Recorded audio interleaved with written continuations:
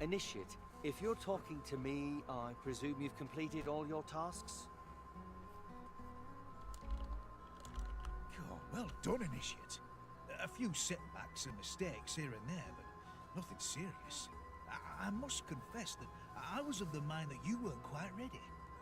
It was Captain Robin who pushed for your somewhat expedited initiation.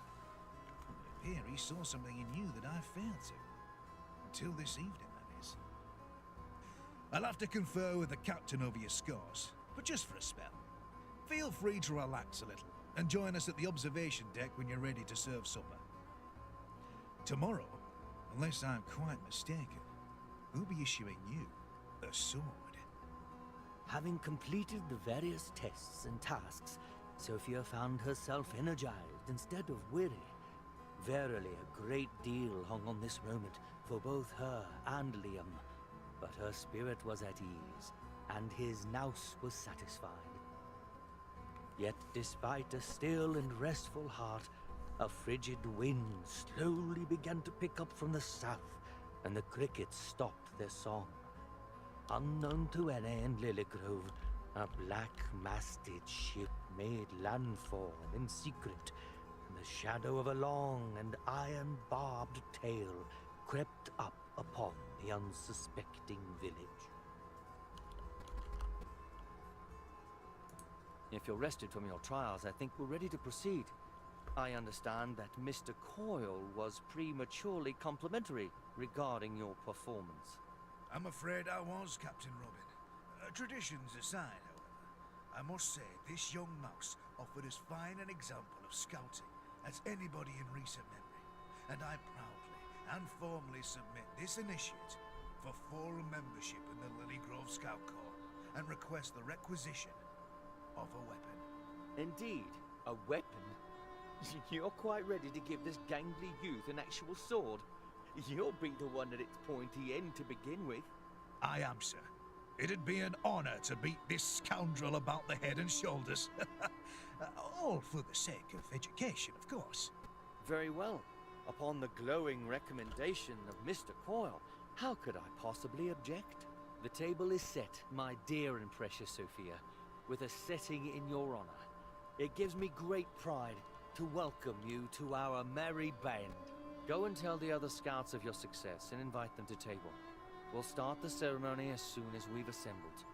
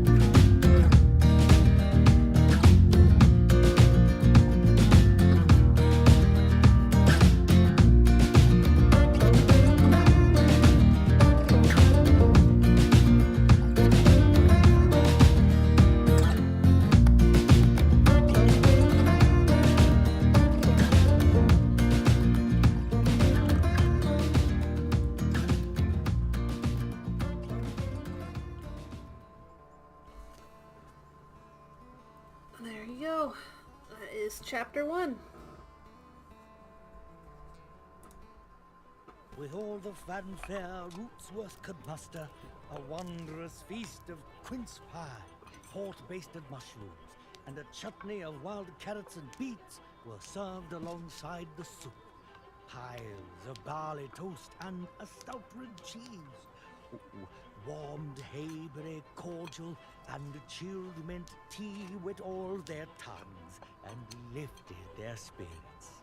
Last but not least was a lofty steamed pudding soaked in pear brandy and set aflame for quite dramatic effect. This was Mr. Coyle's fiery ring of devastation, a fitting, if dramatic, name. Truly, it was a mighty feast, and Sophia was congratulated many times on her fine stew. but her eye would always wander to Liam's empty chair. My friends and fellow scouts, tonight we celebrate a new member of our brotherhood. Sisterhood! Yes, well, our family all the same. We've all admired your hard work, loyalty, and steadfast spirit. Well done. You entered this camp a nameless initiate. But now, after demonstrating your skill, we give you a new name, known only to yourself and your fellow scouts. 3 cheers for Sophia Rymaid! 3 cheers for Overwatch! Huzzah! Huzzah! Huzzah! Stand now, scouts, and be sober in heart and in mind. Be without fear, malice, or cruelty. Be true to your word, your heart, and your fellow scouts. Be without guile, and speak the truth at all times, kindly if possible, directly in need. Love Lilygrove, the land, and safeguard any who sojourn in her borders. This is your oath, and we, your witnesses, share it with you. As Captain Robin administered the oath, he saw how sorely troubled she was at Liam's absence. A wise mouse and fatherly, he brought her to the cliff and bid her spy the sexton's field. Through the magnifying lens, she saw her beloved finishing preparations for an even larger party that only waited for her imminent arrival. But alas, the party was never to happen. Not that night, not ever. Seen through the glass, a menacing shape stepped out of the shadows. It was a ragged and filthy rat, dressed in strange garb, and wielding a wicked cutlass. Every beast ran as another rat stepped into the firelight, and then another. Suddenly, Liam was lunging forward with a fiery brand, catching the villain full on the snout and knocking it to the ground. Sophia was frozen with fear when Robin grabbed her by the shoulders and spoke most urgently. I wish we had more time, but what you do this very moment is what makes you a scout. You have everything you need for this mission. Skills, tools, training, but most of all, you have courage. I bid you make haste to our village. Go to the lighthouse and fire the beacon.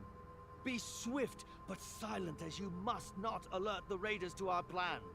Lend aid where you can, but you must not be captured. I will ready the militia and join you shortly. Every moment counts. Go now, swiftly! Rather much, isn't it? They're just rats. Those bandits have tried to get in here dozens of times. William, there you are quite wrong. Red Wall has been captured before. Even the great fortress of Salamanderstron has been captured by vermin. We should never underestimate the villains who seek our enslavement. It surely leads to defeat. But more importantly, Lily Grove is no fortress. It's a small village with no wall and few warriors. These were not scattered brigands, but fishes.